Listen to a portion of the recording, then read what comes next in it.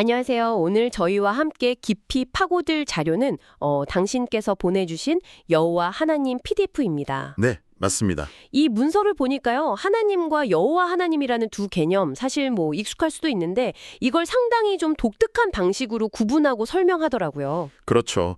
특히 그 여호와 하나님을 율법 시대를 대표하는 존재로 보면서 마지막에는 심판 그 자체와 연결시키는 해석은 꽤 파격적이라고 할 수 있죠. 네, 맞아요. 좀 도발적으로 느껴질 수도 있고요. 저희 목표는 이 자료가 제시하는 논리를 좀 명확하게 따라가면서 그 핵심 주장하고 근거들을 당신께서 쉽게 파악하실 수 있도록 돕는 겁니다. 네, 특정 신학적 관점을 아주 깊이 다루고 있으니까요.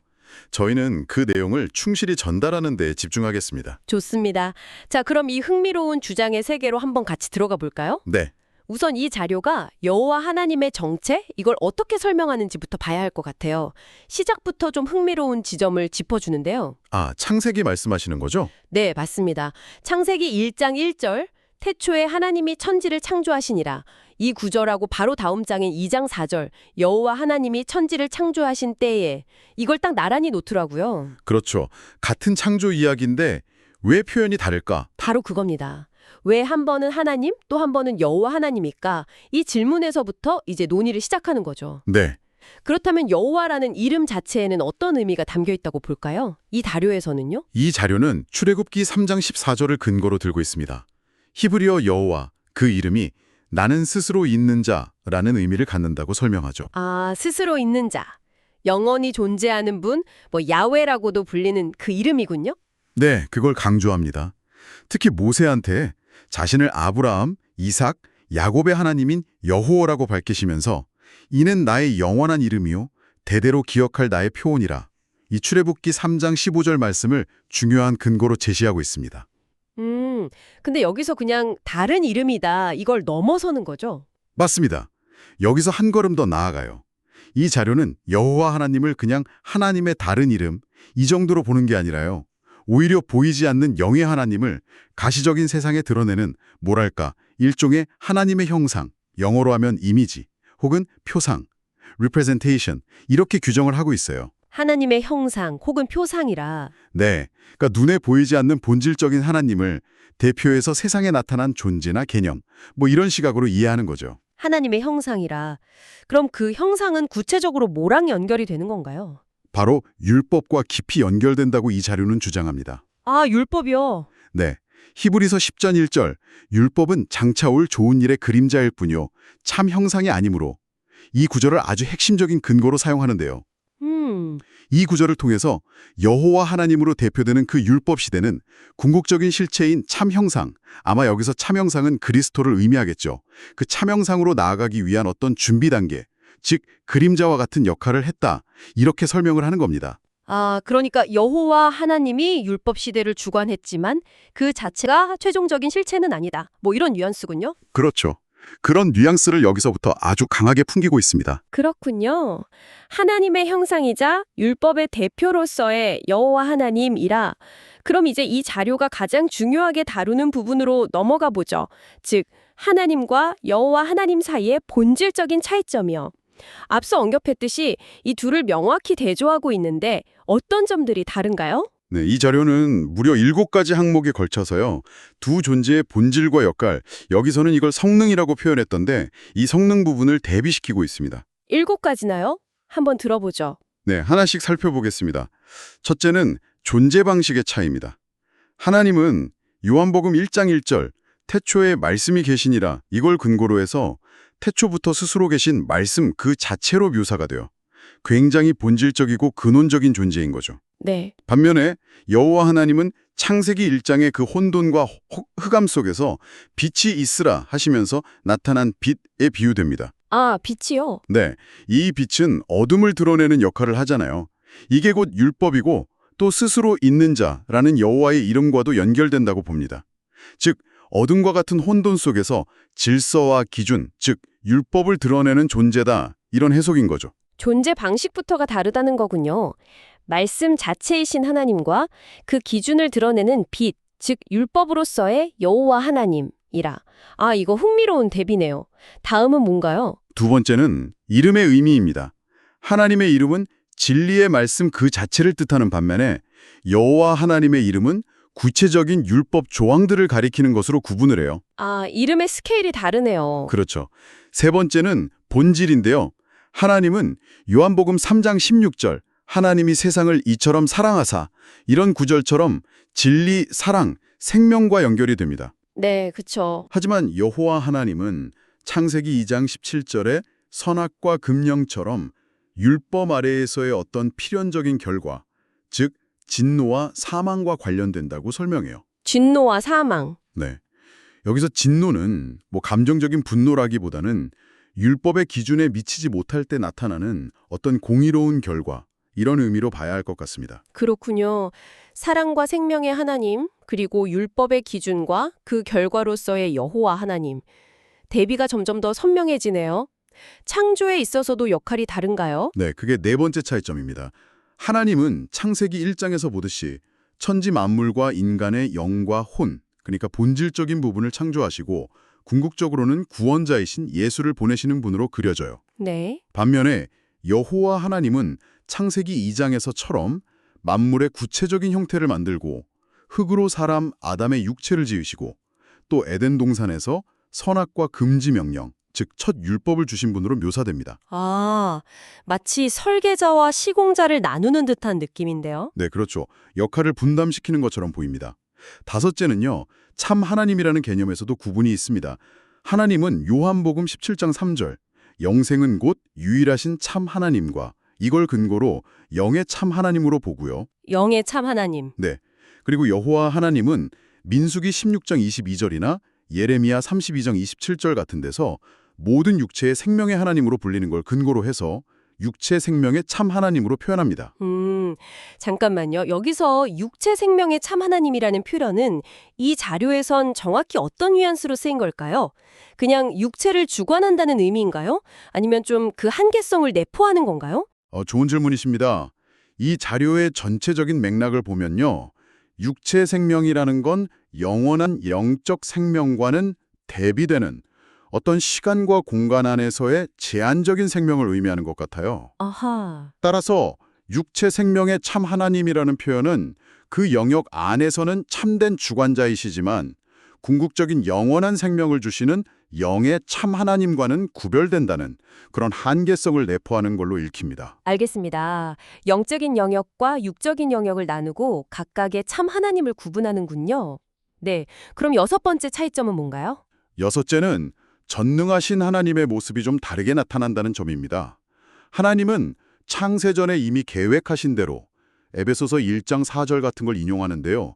그리스도를 통해서 영원의 궁극적인 구원을 이루시는 분으로 설명이 돼요. 네, 영혼 구원. 반면에 여호와 하나님은 아브라함 자손들이 가나안 땅을 정복하는 것과 같은 눈에 보이는 육적 구원을 이루시는 분으로 묘사됩니다. 창세기 12장이나 여호수아 6장 같은 구절들을 인용하죠. 아, 가나안 정복 같은. 네. 그리고 이 육적 구원은 장차 올 영원 구원의 예표, 즉 그림자 역할을 한다고 덧붙입니다. 그림자 역할. 여기서 출애굽기 6장 3절 말씀을 또 흥미롭게 해석하는데요.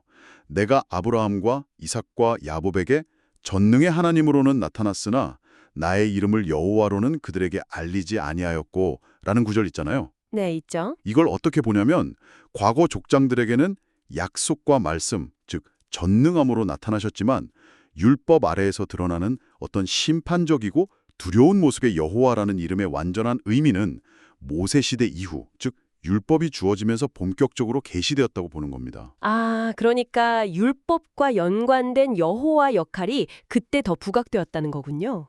그렇죠. 정확합니다. 그러니까 이 자료는 창조에서도 역할을 나누고 구원의 방식도 영적인 것과 육적인 것으로 구분하고 여호와라는 이름의 계시조차도 율법 시대와 연결짓는다. 정말 철저하게 나누네요. 마지막 일곱 번째 차이점은 뭔가요? 마지막 일곱째는 사역의 결과와 관련된 비유입니다. 마태복음 13장의 씨 뿌리는 비유를 인용하면서요. 하나님은 좋은 씨, 즉 진리의 말씀으로 거듭난 영혼들을 뿌려서 구원하시는 분으로 그립니다. 네, 좋은 씨. 반면에 여호와 하나님은 가라지, 즉 율법 아래 머물러 있는 영혼들을 뿌리는 역할과 연결시키면서 결국 심판으로 이어지는 그림을 그려요. 가라지요. 아, 네, 그러면서 다시 한번 히브리서 10장 1절을 가져와서 율법. 근데 이 자료에서는 이 율법을 여호와, 아담, 심지어 마귀와 연결시키기도 하는데요. 이 율법은 참 형상, 즉 진리, 예수님, 보혜사 성령과 연결되는 참 형상의 그림자일 뿐이라고 아주 강하게 강조합니다. 그렇군요. 이 7가지 대비를 통해서 이 자료는 하나님과 여호와 하나님 사이에 정말 건널 수 없는 강이 있는 것처럼 그리고 있는 거죠. 정말 체계적으로 두 개념을 분리하고 있네요. 그렇다면 이렇게 정의된 여호와 하나님이 구체적인 역사, 특히 구약 시대에는 어떤 모습으로 나타나고 또 이 자료가 말하는 종말론적인 그림에서는 어떤 결말을 맞는다고 설명하나요? 구약에는 분명히 여호와의 이름으로 행해진 일들이 가득한데요. 네, 그 점은 이 자료도 인정합니다. 구약 시대에 여호와 하나님의 이름으로 역사가 진행되었다는 점은 분명히 하죠. 하지만 아브라함이나 모세 같은 믿음의 인물들은 단순히 그 율법적인 현현에 머무르지 않고 그 너머에 있는 궁극적인 실체, 즉 그리스도를 믿음으로 바라보았다고 설명합니다. 히브리서 11장이나 13장을 인용하면서요. 아, 믿음의 선진들은 그 너머를 봤다. 그렇죠. 동시에 율법 아래에서 여호와의 이름으로 행해진 아주 엄중한 명령들도 분명히 존재했음을 언급합니다. 예를 들어 출애굽기 32장에서 금송아지 숭배했을 때 레위 자손들이 동족을 칼로 치는 장면 같은 거요. 네, 상당히 무서운 장면이죠. 네, 그리고 모세가 이걸 스스로 구별하여 여호와께 헌신하게 되었다고 평가하는 부분도 있죠. 이런 것들이 이제 율법과 연결된 여호와 하나님의 엄격한 면모를 보여주는 사례로 제시됩니다. 그런데 아까 그림자라는 표현도 그렇고 이 역할이 영원하지 않다는 뉘앙스가 계속 있었잖아요. 정확하게 보셨습니다. 이 자료의 주장 중에서 어쩌면 가장 파격적일 수 있는 부분인데요. 어떤 건가요? 여호와 하나님의 역할이 예수 그리스도의 십자가 죽음과 부활을 기점으로 폐지되었다고 선언합니다. 폐지요? 역할이 폐지되었다고요? 네. 여기서 폐지된다는 건 존재 자체가 사라진다기보다는 율법 시대를 대표하던 그 이름의 특정 역할이나 기능이 끝났다. 이런 의미로 해석해야 할 것 같아요. 이 주장의 근거로 요한복음 12장 31절 이제 이 세상에 대한 심판이 이르렀으니 이 세상의 임금이 쫓겨나리라는 구절을 인용합니다. 아, 여기서 이 세상 임금을 율법 시대를 주관하던 여호와 하나님과 연결시키는 상당히 독특한 해석을 보여주는 거죠. 역할이 폐지되었다. 그럼 신약 시대 이후는 어떻게 되는 건가요? 사람들은 어떤 하나님을 믿게 되는 거죠? 신약 시대에는 요한복음 3장 6절 육으로 난 것은 육이요 영으로 난 것은 영이니 이런 구절을 들어서요. 육으로 난 자와 영으로 난 자를 구분하고 각각 다른 하나님을 섬기게 된다고 봅니다. 아, 육과 영의 구분. 네. 마태복음 6장 24절 한 사람이 두 주인을 섬기지 못할 것이니 나 23장 9절 땅에 있는 자를 아버지라 하지 말라. 너희의 아버지는 한 분이시니 곧 하늘에 계신 이신이라. 이런 구절들도 비슷한 맥락으로 사용돼요. 여전히 율법적인 신앙, 즉 육에 머무는 것과 성령으로 거듭난 영적인 신앙을 구분하면서 후자만이 참 하나님께 속한다고 주장하는 근거로 쓰이는 거죠. 그럼 이제 마지막 퍼즐 조각인 종말론적 관점으로 가보죠. 이 구도가 마지막엔 어떻게 귀결되나요? 종말론으로 가면 이 구분이 더욱 극명해집니다. 이 자료의 설명을 따라가 보면 하나님의 전체 구원 계획 속에서 하나님의 형상으로서 역할을 했던 여호와 하나님은 백성을 율법 아래서 기르고 연단하는 도구로 사용된 후에는 그 역할이 완전히 끝난다. 이렇게 봅니다. 아, 역할의 종료군요. 네, 앞서 말한 그 폐지의 개념이 여기서 완성되는 거죠. 그 결과 진리의 말씀, 즉 하나님의 본질로 거듭나서 그 이름이 생명책에 기록된 자들은 복을 받아서 첫째 부활에 참여하고 그리스도와 함께 1000년 동안 왕 노릇하게 된다고 설명합니다.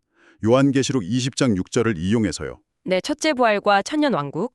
이게 하나님께 속한 자들의 최종 운명인 거죠. 그럼 생명책에 기록되지 못한 사람들, 즉 이 자료의 표현대로라면 율법 아래 머물렀던 영혼들은 어떻게 되나요? 그들은 요한계시록 20장 14, 15절을 근거로 불못에 던져진다고 설명합니다. 그리고 이 불못은 둘째 사망이라고 불리죠. 네, 불못과 둘째 사망.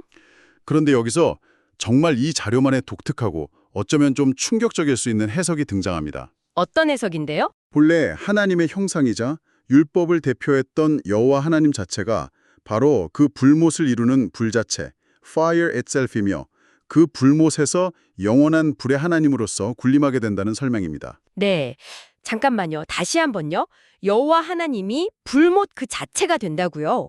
하나님의 형상으로 시작했는데 마지막에는 영원한 심판의 장소이자 그 주관자가 된다는 건가요? 이게 어떻게 이렇게 연결이 되죠? 이 자료는 그 연결고리를 어떻게 설명하나요? 네, 저도 처음 봤을 때 상당히 파격적인 논리비약처럼 들릴 수 있다고 생각했습니다.